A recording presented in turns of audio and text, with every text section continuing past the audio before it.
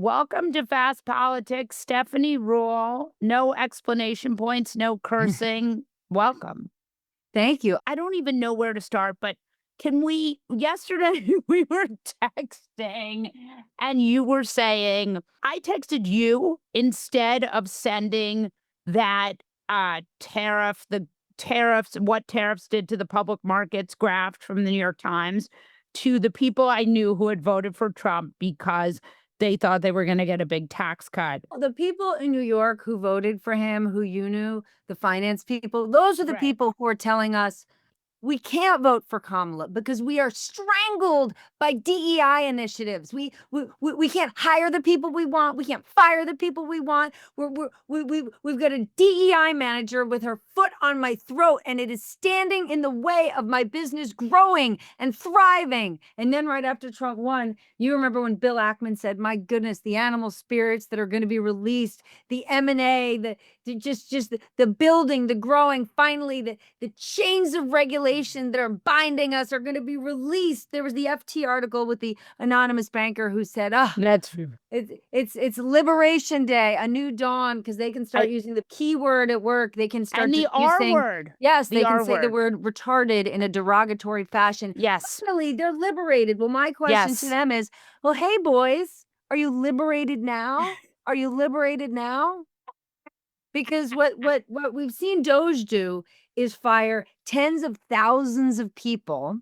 Right. And first of all, it's not like, yes, people in general have a negative feeling about the federal government and federal workers, not realizing who federal workers are. But Yeah. once we actually have these giant slash to funding of public universities and hospital centers and federal jobs, you are going to see regional economies start to collapse.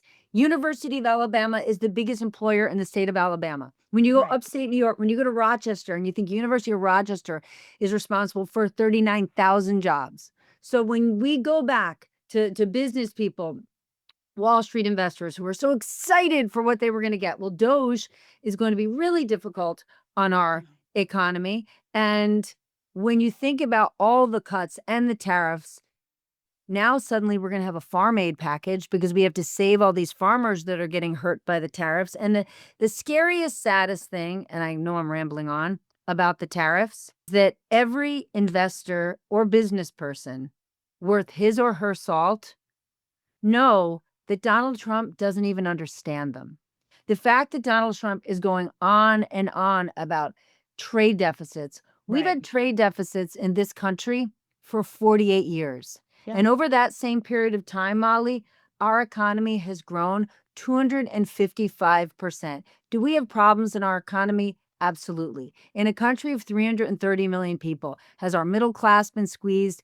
Absolutely. But if you compare us to any other developed country in the world, our economy has thrived. It's why so many people come here. It's why so many people invest here. And yes, we do not do some traditional manufacturing, i.e., in clothing and furniture and some machinery, but we still do a lot of more advanced manufacturing here. And this notion that Donald Trump has and these broad-based tariffs against our allies makes absolutely no sense. And when you watch someone like the Prime Minister of Israel, Benjamin Netanyahu, sit in the White House next to the president, and just like Donald Trump, misuse the terms like trade deficits and basically feed into the fact that Trump doesn't even know what it means, but is using the language that Trump uses to make him feel good. And Yeah. that is scary to me. So let's do 2 more minutes on that because the thought here was that we would onshore this manufacturing, right? This is Trump's fantasy that manufacturing will come back to the United States. Let the record show Stephanie has put her head in her hands. Molly, when Th- you and I finish this call, why don't you meet me in the garment district and we'll have a coffee? You know why you can't meet me there? Because it doesn't exist. Because the garment district, which used to be a whole neighborhood in New York, is half a block. Yeah. Okay. Manufacturing in this country, talk to manufacturers, have a meeting with Nike, talk to Adidas. They spent loads of time and money trying to build out manufacturing in the United States. And that particular type of manufacturing doesn't exist here. And so I would say two things. When you watch, it's not a problem that this is a super, super wealthy administration. The problem with the administration is these wealthy, wealthy businessmen seem to have no connection to how the country actually works. So when Yeah. you watch our commerce secretary say, the robots are going to do the jobs. The robots Right. are, okay, the robots are what company? What robots? These robots that he's talking about, are they manufactured overseas? And I thought we're bringing back jobs. And, Right. and this idea that we're going to deregulate. So what's going to happen? We're going to deregulate worker protections so 14-year-olds can work in factories and they can be Right. sewing T-shirts. Like, that's not going to help the hollowed out parts of the country that have lost steelworking jobs. I mean, there are some industries, obviously, Right. steel, aluminum, that are welcoming the tariffs, and you could make an argument that there are some places where the tariffs should be implemented, and there are Right. some unfair trade practices. And I'm Yes. looking at you, China. But if we work together with our allies, like was trying to happen during the Obama administration, the Trans-Pacific Partnership. One of the first things Donald Trump wanted to do was tear that up. But if we worked in conjunction with our allies and put pressure on our adversaries, we could get something done. Instead, we've now decided to go to war with everyone. And for anybody who's saying to you, Donald Trump's a business person, I invite you to look at who he was as a business person. He did not have friends. He did not have partners. He's extremely paranoid, and he operates in a business universe. And I say this because I've spoken to people in the last week that did business with him, that were his bankers for years and years. He's a zero-sum game kind of guy. And as a Right. business person, he lost money time and time again, ended up getting diluted and owning 2-3% of most of his businesses. And of course, we know he went bankrupt. What Donald Trump is great at doing is branding and politics. But the Right. policies he is trying to put in place around tariffs are economically devastating to the country. So let's keep going with this idea. We have a lot of very wealthy people financing this administration, finance Trump's rise to fame, including Elon Musk, who is getting crushed by tariffs, Rushed. which has created a fascinating story of Elon versus Peter Navarro. So Elon has gotten very aggressive. He's calling him Peter R. Slur. I mean, again, I have very mixed feelings about using the R word, but he has crafted it into a nickname. There's just a lot of conflict here. Elon is funding this. I mean, just how does this work? Okay, here's what's crazy. Every administration, every business, right? Let's pretend that Donald Trump is the CEO, and let's pretend top executives are Peter Navarro, Scott Bessent, Elon Musk. Let's pretend that. Right. They would Right. be negotiating, even hashing it out, battling it out inside a boardroom or a makeshift war room, and deciding what's our path forward. That's not an option for them. Okay. The scary thing is the reason you have so many people hanging on to every hint and every tea leaf out of this White House is Yeah. because you've got such divided factions, right? Over the weekend, Elon Musk goes on Italian media and he's saying how bad the tariffs would be. He's now Yeah. actively tweeting out Milton Friedman videos. Peter Mhm. Navarro is an hardcore protectionist. And I remind our audience when they go, how the hell did Peter Navarro end up in the last administration and this one? He was never, ever part of any high-level economics universe. Jared Kushner did an Amazon search looking for anyone in the economic universe whose views were that of Donald Trump's, and he found a book, like, I'm making up the name, like Damn You China, written by Peter Navarro, and said, come on by, buddy. And so on one hand, you go to Peter Navarro, who's like, these tariffs are going to bring in billions, if not trillions of dollars, and they're here forever. We are onshoring every manufacturing job here. That's Which coming out would of take a Navarro. couple years, by the way, A to couple onshore. years, a couple years, sister. To Like, yes. just even this idea, okay? So if you're any kind of big business, small business, if you're going to uproot all of your manufacturing and move it here, that takes billions of dollars and a long-term commitment.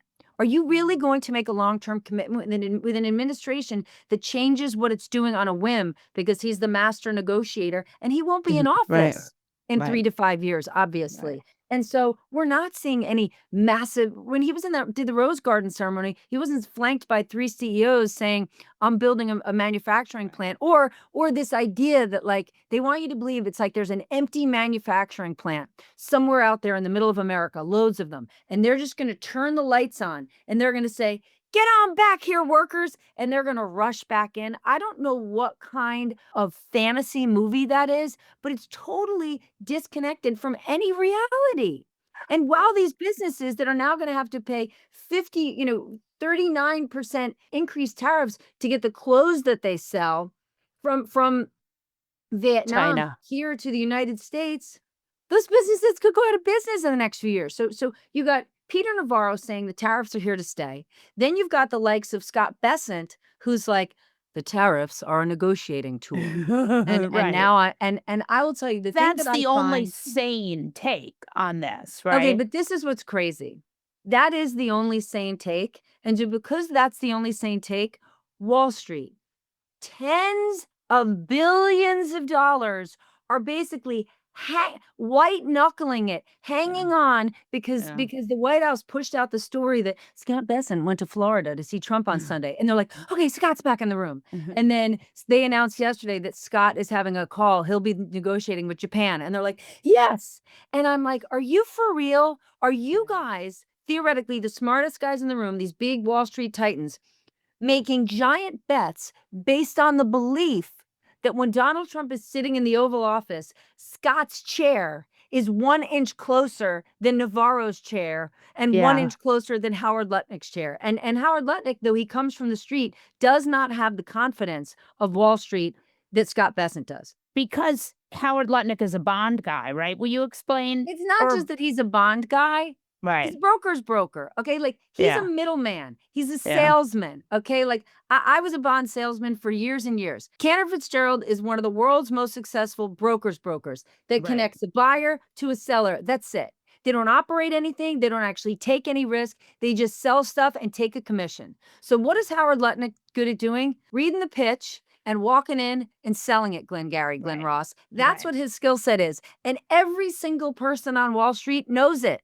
Now, Right. they wouldn't disagree that he's a really successful guy and he's killed it at Cantor. He absolutely has. But do they think that he's the guy who's honestly selling our policies here or honestly negotiating away? And the reason it's so essential to be an honest broker is because trust, long-standing trust between us and other countries is essential for us to maintain our position as the global superpower. And Yeah. every day that we're doing this and we lose that trust, Molly, that loss of trust, in my opinion, is far greater than any sort of market loss we've seen in the last week. So game this out with me. There are a number of scenarios. Unlikely that manufacturing magically comes back to the United States. So there are then two possible paths. One is Trump rides this to zero, right? He just crashes world economies. And the other is that there's some kind of face-saving tact that happens. Game me through what that would look like. So the Scott Bessents of the world, what they want us to believe or what they're focused on are tax cuts and deregulation. Right. I don't know how they get, and I know he has spent the better part of the last week on the Hill working on tax cuts. I don't know how you get Republicans in office to agree to tax cuts if markets are an absolute free fall. And the thing to remember about the problem, the thing about markets going to zero is it's not just markets, right? So Peter Navarro and others could say like, F Wall Street, what do we care about those guys? I could say to you all day long, Wall Street doesn't just mean rich investors on the Upper East Side. Who are the largest owners of stocks, right? It's pensions, it's firefighters, it's teachers, it's nurses. So when people like Scott Bessent say nobody's looking at their 401k every day, yes, sir, they are. Yes, sir, they are. Maybe somebody who's worth 500 million is not looking at his 401k every day, but scores of Americans are. Yeah. So, but if the market goes to zero, there's something else that's likely to happen, a recession. Right. And in the last week, we're hearing more and more recession predictions, and I'm talking about a recession this year. And the We may reason already be in it, right? we may be in it. And the reason you're seeing the market so skittish and hanging on every word they're hearing out of the White House so much is the following. Because underneath this tariff threat, there is no risk of an immediate recession. Right. So if you looked at the jobs number from last Friday, it was good. Like, Yeah. we have a fiscal cliff issue. We have a debt and deficit issue. What drives Scott Bessent is debt and deficit. He thinks will be the downfall of this country. He's sort of that old school Republican type. Right. But the reason Wall Street is sort of like right here, and when the markets drop, they could see it as a buying opportunity because they're saying, please, if only Donald Trump would drop this tariff stance, everything would be fine. And the thing is, Molly, if he would have taken office and just kept his hands on 10 and 2 and ridden the Biden economy, Just play golf. played some golf, did some deregulating, said, boys, you can be boys again, it would be a huge win for him.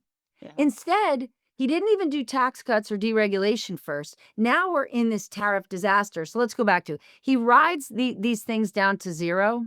It's an economic disaster.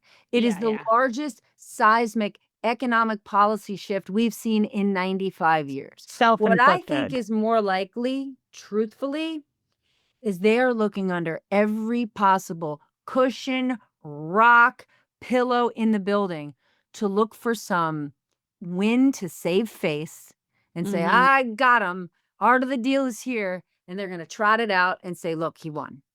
And that's what we saw in Trump's first administration. Correct. And likely we won't, but scores of people would say, like, yes, daddy, you didn't hit a double. You hit a home run. Right.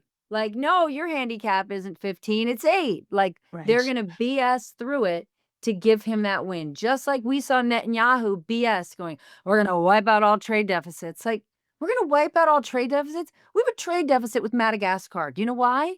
Because they're the only place that makes vanilla. And do you know what we have to sell them? Nothing, because it's Madagascar. Do you know what I mean? And the fact that we're watching these professionals dance around the president of the United States and pretend that his belief. And I watched Larry Kudlow, who is a true MAGA Republican. I watched him on Fox News or Fox Business literally school Scott Bessent on how trade deficits worked. And I'm watching Scott like painfully smile because he knows the truth. Right. And he cannot tell it because this is the president that we're dealing with. And the thing that is the most startling for me, I've never had in my whole career, Molly, more people in the business world, either C-suite executives or investors, talking to me privately, either asking me questions or aggressively telling me all of their views and what they think the president should do, yet none of them are speaking publicly. And you could say, or we could say, well, they're cowards or blah, blah, blah. Maybe they're cowards, or maybe they're risk managers. And when they actually do the risk assessment of them standing up and speaking out, not just for their businesses, but for the United States economy and the global economy, they've deduced that the risk of doing that is greater than the pain that their business is facing. And to me, that's a giant problem because these same CEOs that are in my mind, they were happy to speak out against Joe Biden. When Jeff Bezos was unhappy with Biden's position on corporate taxes, when he didn't like how Biden was handling inflation, he spoke about it, yet we're hearing from none of them. And that's not because they support what Donald Trump's doing. It's because they fear his wrath, just like what happened to the law profession. And I'll just say this on the law profession, that industry is predatory and they ate one another. If when Trump went after Paul Weiss, if every other major law firm at that moment would have locked arms and said, no, we got into law for a reason. We defend the rule of law. This is who we are. If they all would have locked arms and said no to this White House, we're standing together, Trump couldn't have done it. But instead, as soon as Paul Weiss was in the hot seat, all of their competitors started diving to steal their clients. And so if you're Brad Karp, if you're the chairman of Paul Weiss, you've got partners coming in saying, I'm losing my clients. You've got clients saying, I can't be offside with the president. But if all of those law firms would have stood together and said, no, Mr. President, they would have had power. In the same way that China and other countries that are our adversaries, that do have bad trading practices, that do take advantage of us, if the United States would have banded together with all of our allies, we could have stood strong against our adversaries. Instead, we're choosing to stand alone, and we're creating a trade war with everyone. Correct. Steph Ruhl, thank you, thank you, thank you. Thank you, thank Mwah. you, thank you. Good to Bye. see you, and thank Thanks. you.